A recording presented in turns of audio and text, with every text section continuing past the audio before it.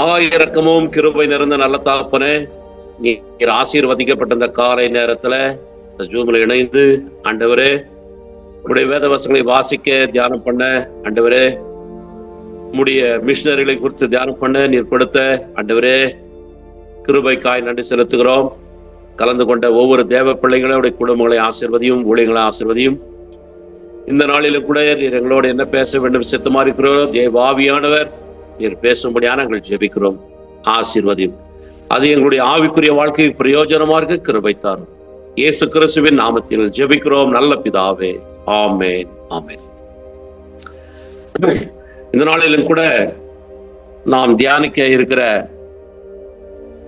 Missionary யாருன்னு சொன்னா, நம்முடைய வேதத்துல எழுதப்பட்டிருக்கிற புனித லாசரு.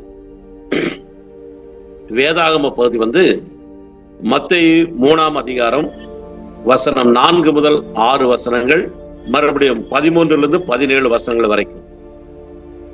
இயேசுவிற்கு ஞானசாரம் கொடுத்த யோவான் ஸ்நானகன் தலைப்பு. இன்றைய வேத வாசிப்பு ஏசாயா தீர்க்கதரிசன புஸ்தகம் 24ஆம் அதிகாரம் வசனம் 1 முதல் 27 வசனம் வரைக்கும். மனப்பாட வசனம் மத்தேயு 3ஆம் அதிகாரம் 16-17 வசனம். மத்தேயு 3ஆம் அதிகாரம் 16-17 வசனம் நான் வாசிக்கிறேன், கேளுங்க. இயேசு ஞானஸ்நானம் பெற்று ஜலத்திலிருந்து கரையேறின உடனே இதோ வானம் அவருக்கு திறக்கப்பட்டது. தேவாவி புறாவை போல் இறங்கி தம்மேல் வருகிறதை கண்டார். அன்றியும் வானத்திலிருந்து ஒரு சத்தம் உண்டாகி, இவர் என்னுடைய நேசகுமாரன், இவரில் பிரியமாய் இருக்கிறேன் என்று உரைத்தது. இது மனப்பாட வசனம். இன்றைக்கு இந்த லாசருவை குறித்து நாம் தியானம் பண்ணலாம். வேதத்துல முக்கியமாக ஒரு 2 லாசர்களை குறித்து எழுதப்பட்டது.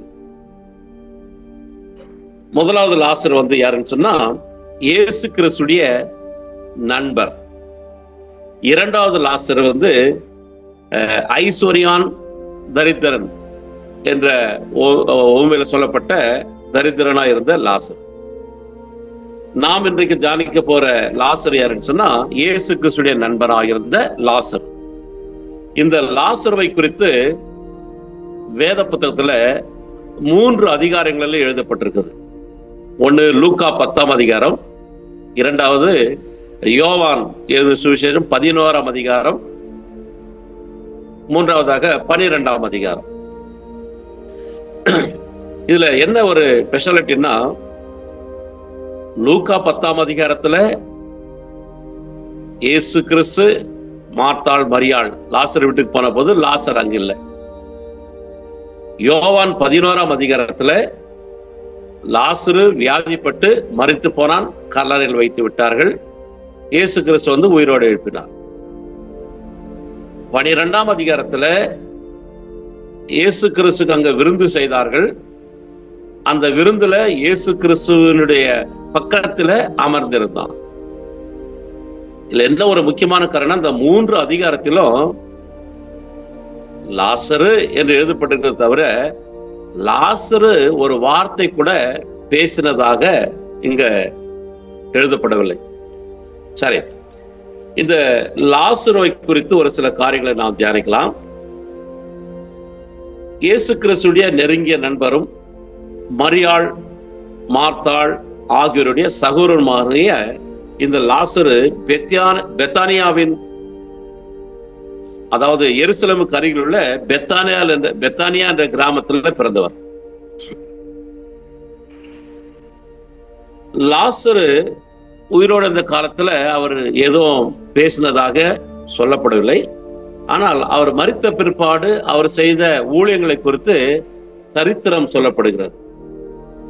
லாசர் இறந்து அவருடைய உடல் கல்லறையில் வைத்து மூடப்பட்ட பிற்பாடு 4 நாள் ஆன பிற்பாடு ஆண்டவராக இயேசு கிறிஸ்து அங்கே அங்கே அழுது நின்று கொண்டிருக்கிற அநேகரை பார்த்து, விசேஷமாக மார்த்தாள், மரியாள் அழுது கொண்டிருக்கிறதை பார்த்து இயேசுவும் கண்ணீர் விட்டார். இது ஒரு முக்கியமான ஒரு வசனம் யோவான் 16ஆம் அதிகாரத்தில் எழுதப்பட்ட ஒரு வசனம், இயேசு கிறிஸ்துவும் கண்ணீர் விட்டார். அதாவது அழுகிறவர்களோடு நாம் அழ வேண்டும், சந்தோஷப்படுகிறவர்களோடு கூட நாம் சந்தோஷப்பட வேண்டும். அழுகிறவர்களை பார்த்து நாம் சிரிக்கக்கூடாது, சிரிக்கிறவர்களை பார்த்து நாம் அழுகக்கூடாது. அது இந்த வசனம் ஒரு முன்மாதிரியான ஒரு வசனம். அது மட்டும் இல்லாம அந்த கல்லறையை மூடி வைத்திருந்த கல்லை எடுத்து போடுங்கள் என்று சொல்லி ஆண்டவராய் இயேசு கிறிஸ்து லாசருவே வெளியே வா என்று சொன்ன உடனே லாசரு வெளியே வந்தான்.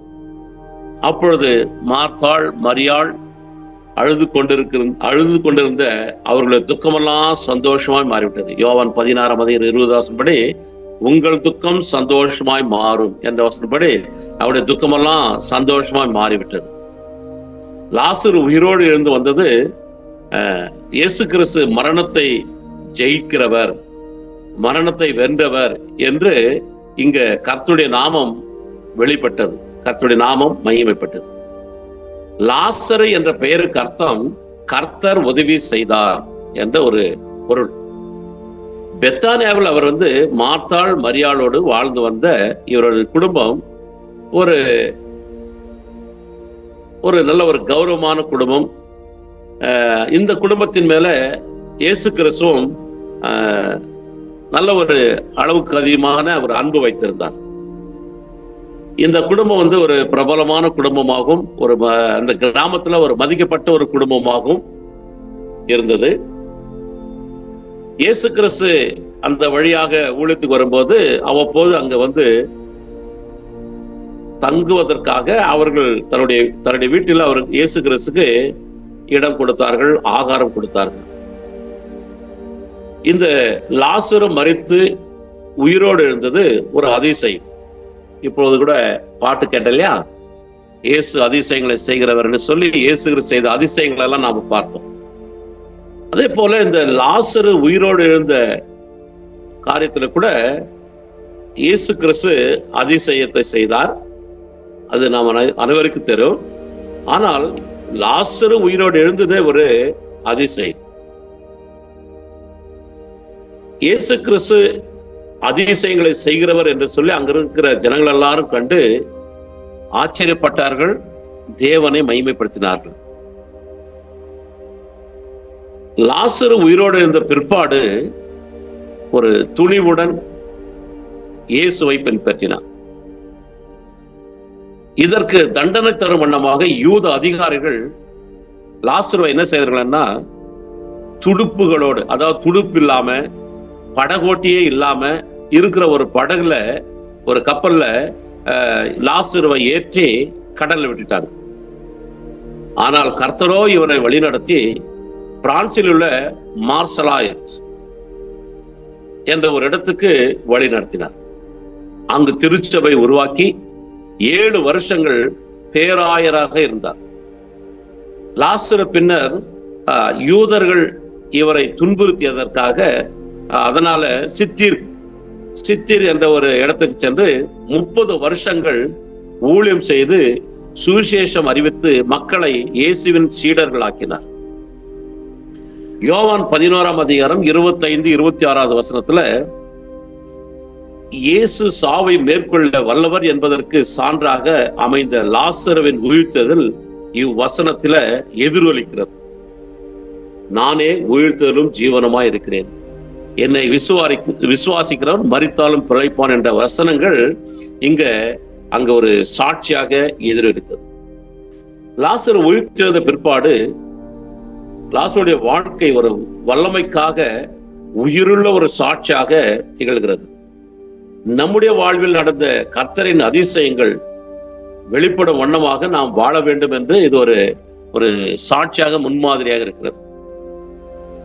இயேசு கிறிஸ்து நண்பராக லாசரு இருந்ததால் அவன் வியாதிப்பட்ட போதே இயேசு கிறிஸ்து போய் ஏன் அவனை சுகமாக்கவில்லை? மரித்த பிற்பாடு ஏன் போய் உயிரோடு எழுப்பினார்? மார்த்தாள் நல்லா உபசரித்தார்கள், மரியாள் இயேசுவின் பாதத்தில் அமர்ந்து வசனத்தை கேட்டார்களே என்று சொல்லி அநேகருக்கு ஒரு கேள்வி. நாம கூட ஜெபித்தாலும் வியாதிப்பட்டாலும் இயேசு அழைத்தாலும் இயேசு உடனடியாக வரமாட்டாரா? மரித்த பிற்பாடுதான் வருவாரா உதவி செய்ய மாட்டாரா என்று அநேகருக்கு கேள்வி வரலாம். ஆனால் அதற்கு சில முக்கியமான காரணங்கள் உண்டு. ஒரு சில காரணங்களை நான் உங்களுக்கு சொல்றேன், கேளுங்க. லாசருடைய மரணத்தின் மூலமாக தேவநாமம் மகிமைப்பட போகிறது. அதனால்தான் 4 நாள் கழித்து உயிரோடு எழுப்பினார் லாசரை. இரண்டாவது காரணம், யூதர்கள் ஒருத்தர் மரித்த பிற்பாடு 3 நாள் அந்த ஆவி அங்கே சுற்றி கொண்டிருக்கும், 4வது நாள் எங்காவது போய்விடும் என்ற ஒரு நம்பிக்கை இருந்தது. அதனால் அந்த யூதர்களுடைய நம்பிக்கையை முறியடிக்கும் வண்ணமாக இயேசு கிறிஸ்து 4வது நாள் லாசருவை உயிரோடு எழுப்பி யூதர்களுடைய நம்பிக்கையை முறியடித்தார். 3வது காரியம், சீஷர்களுக்கும், இயேசுவோடு இருந்த சீஷர்களுக்கும் தேவன் மேல விசுவாசம் வர வேண்டும் என்று சொல்லி இயேசு கிறிஸ்து சொன்னார், நான் அங்க இல்லாததுனால இப்பொழுது போய் லாசருவை உயிரோடும் போது உங்களுக்கும் தேவன் மேல விசுவாசம் வர வேண்டும் என்று சொல்லி இயேசு கிறிஸ்து சொல்லி இருக்கிறார். சரி, இந்த லாசரு கல்லறையிலிருந்து உயிரோடு எழுப்பப்பட்ட போது நடந்த ஒரு சில அதிசயங்களை நான் உங்களுக்கு சொல்ல போகிறேன். ஏன்னா இயேசு கிறிஸ்து அதிசயமானவர். அதே மாதிரி லாசரு உயிரோடு எழுந்ததும் ஒரு அதிசயமான காரியம். என்னன்னு சொன்னா, லாசருவின் கல்லறை பார்த்தவர்கள் போய் பார்த்து விட்டு சொல்றாங்க, கல்லறையில 3 விதமான கல்லறை இருக்குது. அதாவது குகை போல இருக்கும், மலையில குகை போல இருக்கும், அதுல சரீரத்தை வச்சுட்டு கல்லை மூடிடுவாங்க. இது ஒரு விதமான கல்லறை. இன்னொரு கல்லறை கல்லறை கட்டுவாங்க. அதாவது நேரா போயிட்டு அப்படியே சரீரத்தை வச்சுட்டு கல்லு போட்டு மூடிற மாதிரி ஒரு கல்லறை கட்டுவாங்க. இன்னொரு விதமான கல்லறை எப்படின்னா, நேரா உள்ள போய் மறுபடியும் அப்படியே படிக்கட்டு வச்சு கீழே இறங்கி மறுபடியும் அது கீழே அங்க சரீரத்தை வைக்கிற மாதிரி ஒரு சிலர் கல்லறை கட்டுவாங்க. இப்போது கூட ஒரு சிலர் அந்த மாதிரி தான் அடக்கம் பண்றாங்க. குறிப்பா முஸ்லிம் நாங்க இருந்த வீட்டு ஓனர் அம்மா இருந்துட்டாங்க. அப்போ அந்த கல்லறைக்கு போனா அப்படிதான் குழியை நேர வெட்டினாங்க. அப்புறம் அப்படியே கீழே சைடில் வெட்டி அந்த சரீரத்தை சைடில் வச்சுட்டு தான், பக்கத்தில் வச்சுட்டு தான் அதை ஒரு ஈச ஓலையில மூடிட்டு மண்ணு போட்டாங்க. அந்த மண்ணு சரீரத்து மேல படாம மூடினாங்க. இப்படி ஒரு சிலர் செய்யறாங்க. இந்த மாதிரி தான் லாசருடைய கல்லறை கூட நேரா போயிட்டு அப்படியே பக்கத்துல கீழே இறங்கி அப்படி சைடுல கீழே வைக்கிற மாதிரி கல்லறை இருந்ததுன்னு சொல்றாங்க.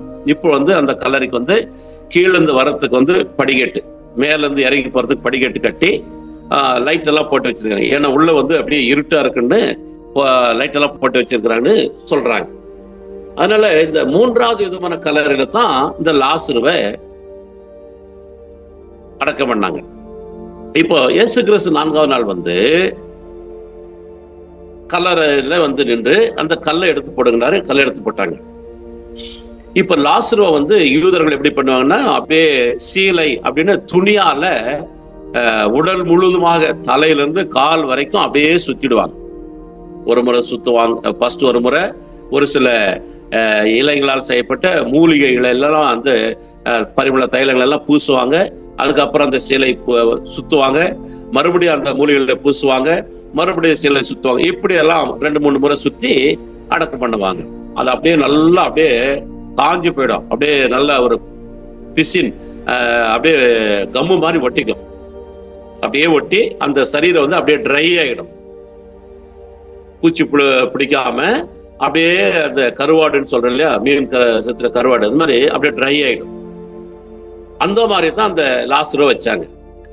ஆனா இங்க எப்படி அதிசயம் நடந்ததுன்னா, இயேசு கிறிஸ்து கல்லறைக்கு வெளியே நின்று லாசருவை வெளியே வாடினார். ஆனா அந்த கல்லறையை போய் பார்த்துட்டு வந்தவங்க வெளியே இருந்து யார் பேசினாலும் கூப்பிட்டாலும் அந்த லாசருடைய கல்லறை கீழே இருக்கிறவங்க போய் நின்னோம்னா கேட்காது, கீழே இருந்து பேசினா மேலும் கேட்காது. அந்த மாதிரி ஒரு குகை மாதிரி இருந்தது கீழே அறை. ஆனா லாசரு உடல் முழுவதுமா சீலையில சுற்றப்பட்டிருக்குது. ஆனா லாசரு இயேசு கிறிஸ்து கூப்பிடுத அவன் கேட்டு மேலே ஏறி வந்தான். அவனுக்கு லாசருக்கு கேட்டதே ஒரு பெரிய அதிசயம். மரித்து போயிருக்கிறான், மரித்து போன சரீரத்துக்கு காது கேட்டது. மரித்து போயிருந்த லாசருக்கு காது கேட்டது. இது ஒரு அதிசயம். இரண்டாவது காரியம், லாசரு சிலையில சுற்றி இருந்த போதும் அவனுக்கு கண்ணெல்லாம் கூட மூடிட்டு இருந்தாங்க. ஆனா இயேசு கிறிஸ்து கூப்பிட்ட உடனே அவன் கீழே அறையிலிருந்து படிக்கட்டில் வழியாக மேல வந்து அங்க நின்றது ஒரு பெரிய ஒரு அதிசயம். கண் பார்க்காமலேயே அவன் மேல வந்து நின்று ஒரு அதிசயம். மூன்றாவது காரியம், லாசரு சிலையில சுற்றப்பட்டிருந்தாலும் இயேசு கிறிஸ்து கூப்பிட்ட உடனே அவன் காலெல்லாம் கூட ரெண்டு காலும் ஒன்றாக சேர்த்து கட்டப்பட்டிருக்கும், சுற்றப்பட்டிருக்கும். நிக்க முடியாது, நடக்க முடியாது. ஆனாலும் கூட இந்த லாசரு நடந்து வந்தானா, எப்படி வந்தான்னு தெரியல. ஆனா கீழே அறையில இருந்து மேல வந்து நின்றான். அந்த லாசரு நடந்து வந்தது, மேல வந்தது ஒரு அதிசயம். நான்காவது, இயேசு கிறிஸ்து கூப்பிட்டதும் லாசரு எழுந்து கீழே இருந்து வருகிற வரைக்கும், கீழே இருந்து மேல வருகிற வரைக்கும் முழுதுமா சீலையில சுற்றப்பட்டிருந்தாலும் அவன் வந்து மூச்சு வாங்க முடியாது. ஏன்னா முகமெல்லாம் கூட சுற்றப்பட்டு இருக்குது. மூக்கிலையோ வாயிலையோ காதுலையோ காத்து உள்ள போக முடியாது, காத்து வெளியே விட முடியாது. அவன் மூச்சு வாங்காமலே, மூச்சு விடாமலேயே வெளியே வந்து நின்றது ஒரு பெரிய அதிசயம். பாருங்க, காது கேட்காம, கண்ணு பார்க்காம, மூச்சு வாங்காம, கால் நடக்காமலே அந்த லாசரு கல்லறைக்கு மேல வந்து நின்றது. இது அதிசயத்திலும் அதிசயம். இப்பேற்பட்டதான அதிசயம் இதுவரைக்கும் எங்கும் நடந்ததில்லை என்று சொல்லி, நடக்க போவதில்லை என்று சொல்லி, யூதர்களுக்கு, அங்கிருந்த வந்திருந்த ஜனங்களுக்கு, இயேசுடைய நண்பனுக்கு இப்பேற்பட்ட ஒரு அதிசயத்தை கர்த்தர் செய்ய வேண்டும் என்று சொல்லி லாசருவை 4வது நாள் வந்து உயிரோடு எழுப்பினார். லாசரு மரித்து உயிர் தெழுந்த பிற்பாடு அவன் வீட்டில இயேசுவோடு அமர்ந்திருந்தான். அதாவது யோவான் 12ஆம் அதிகாரத்துல நம்ம வீட்டெல்லாம் யாராவது மரித்தினாங்கன்னா ஜப கூட்டம் வைப்பில, ஆறுதல் ஜப கூட்டம் அப்படின்னு சொல்லி அன்னைக்கு விருந்து வைக்கிறாங்க இல்லையா. மரித்தவங்களுக்கே ஒரு ஜப கூட்டம், ஆறுதல் ஜப கூட்டம் விருந்து வைக்கிறாங்க. அங்க லாசரு உயிரோடு இருந்துட்டான், இயேசு கிறிஸ்து உயிரோடு எழுப்பிட்டார் என்று சொல்லிட்டு இயேசு கிறிஸ்துக்கும் லாசருக்கும் தன்னுடைய சொந்த பந்த ஜனங்களுக்கு, ஊர் ஜனங்களுக்கும் அங்க விருந்து வைக்கிறாங்க. அந்த விருந்துல இயேசு கிறிஸ்து அமர்ந்து இருக்கும் போது லாசரும் பக்கத்திலே உட்கார்ந்து கொண்டு இருக்கான். அன்னைக்கு இயேசு கிறிஸ்துவ பார்க்க வந்தவளை விட மரித்து உயிரோடு எழுந்த லாசரை பார்க்க அநேகர் வந்தாங்க. அதாவது உயிரோடு எழுப்பின இயேசு கிறிஸ்துக்கு அவ்வளவு வல்லம் இருக்குன்னு சொல்லி பார்க்க வந்தவங்களை விட, அவன் மரித்தான், அடக்கம் பண்ணப்பட்டான், 4வது நாள் உயிரோடு எழுந்திருக்கிறான்னு சொல்லி லாசரை பார்க்க அநேகர் வந்து லாசரை பார்க்க வந்தாங்க, பார்த்தாங்க. அந்த இடத்துல கூட லாசரு எந்த ஒரு வார்த்தையும் பேசினதாக இல்லை. நான் இப்படி மரித்தேன், கல்லறையில இருந்தேன், இல்லை நான் அங்க போனேன், இங்க வந்தேன். இந்த காலத்துல அநேகர் சொல்றாரு இல்லையா, நான் பரலோகத்துக்கு போயிட்டு வந்தேன், அங்க இதெல்லாம் பார்த்தேன், நரகத்துக்கு போயிட்டு வந்தேன், இதெல்லாம் பார்த்தனால சொல்றாங்க இல்லையா. அந்த மாதிரி எதுவும் சொல்லாம அமைதியா இருக்கிறான். ஆனா அமைதியா இருந்த அந்த லாசருவை பார்த்து லாசருவின் மூலமாக ஆண்டவராகிய இயேசு கிறிஸ்து மேல அநேகர் விசுவாசம் வைத்தார்கள் என்று வேதம் சொல்லுகிறது. அதே போல நாமும் கூட பாவத்திற்கு மரித்து நீதிக்கு பிழைக்கும் பொழுது,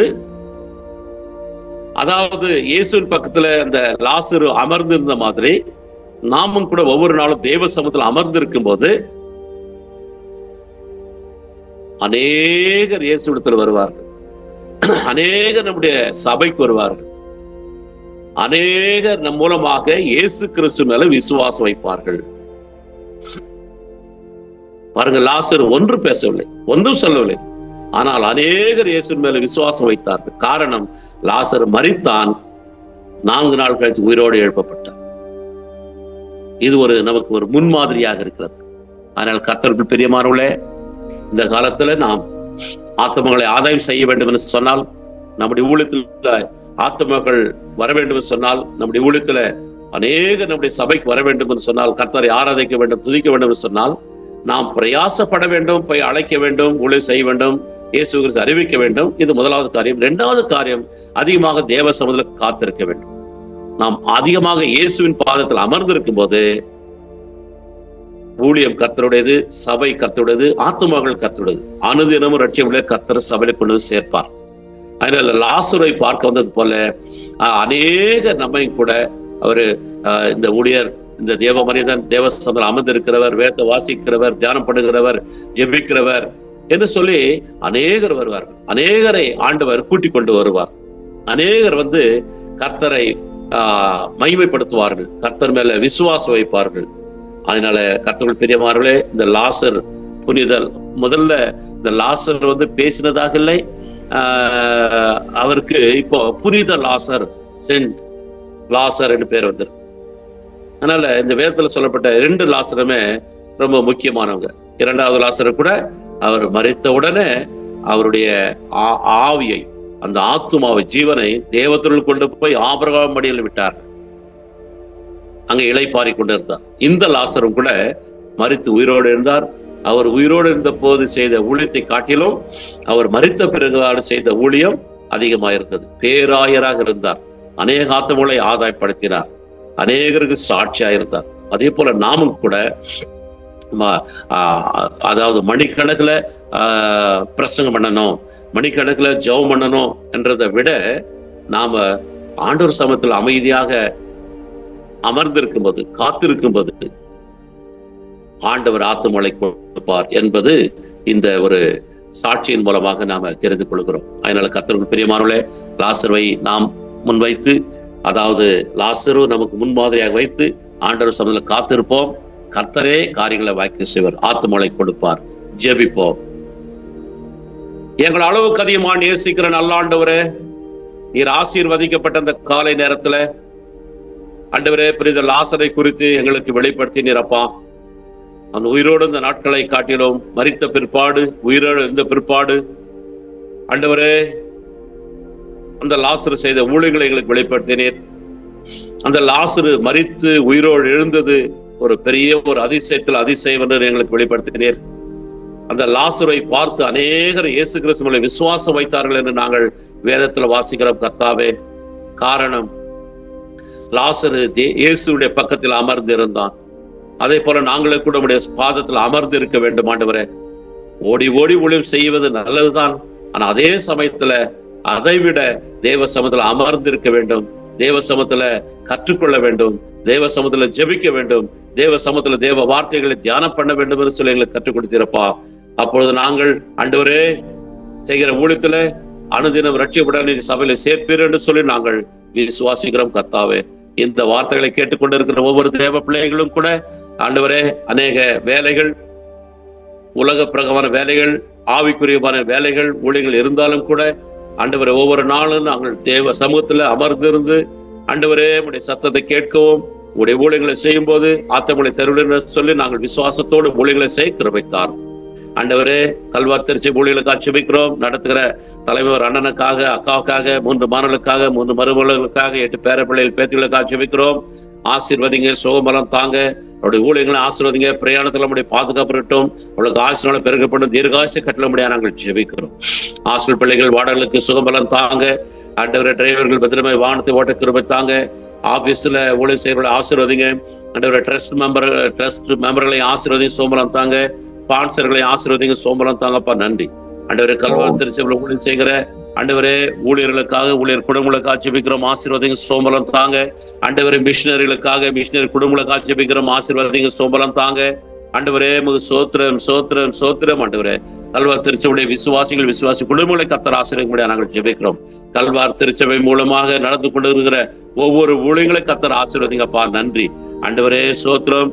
லாசரை போல நாங்கள் அநேக ஆத்துமாக்களை ஆதாயம் பண்ண, ஆத்துமகள் ரட்சிக்கப்பட அழைத்து வர உடைய நாமத்தை மகிமைப்படுத்த கர்த்தர் உதவி செய்ய நாங்கள் ஜெபிக்கிறோம். இந்த ஜூம் மீட்டில் கலந்து கொண்டிருக்கிற ஒவ்வொரு தேவ பிள்ளைகளையும், அவருடைய குடும்பங்களையும், அவருடைய கைகளின் பிரயாசத்தையும், ஒளிகளை கர்த்தர் ஆசீர்வதிங்கப்பா. நன்றி. இந்த ஜூம் மீட்டிங்கை ஆண்டவரே அப்புறம் செய்கிற பாஸ்டர் சாலமோனுக்காக ஆண்டவரே, பாஸ்டர் ஆண்டவரே தேவனேசனுக்காக, உடைய குடும்பங்களுக்காக, ஊழியர்களுக்காக ஜெபிக்கிறோம். ஆசீர்வதிங்கப்பா. நன்றி. எல்லாரையும் கர்த்தாவே உடைய சமூகத்தில் ஒப்புக் கொடுக்கிறோம். ஆண்டவரே, இந்த வசனங்களை கேட்டவர்கள் தேவ சமூகத்தில் காத்திருந்து ஆசீர்வாதத்தை பெற்றுக்கொள்ள கர்த்தர் உதவி செய்ய முடியாது. எங்கள் கர்த்தரும் மீட்பரும் இரட்சகருமா இருக்கிற இயேசு கிறிஸ்துவின் நாமத்தில் ஜெபிக்கிறோம் எங்கள் ஜீவன் நல்ல பிதாவே. ஆமென்.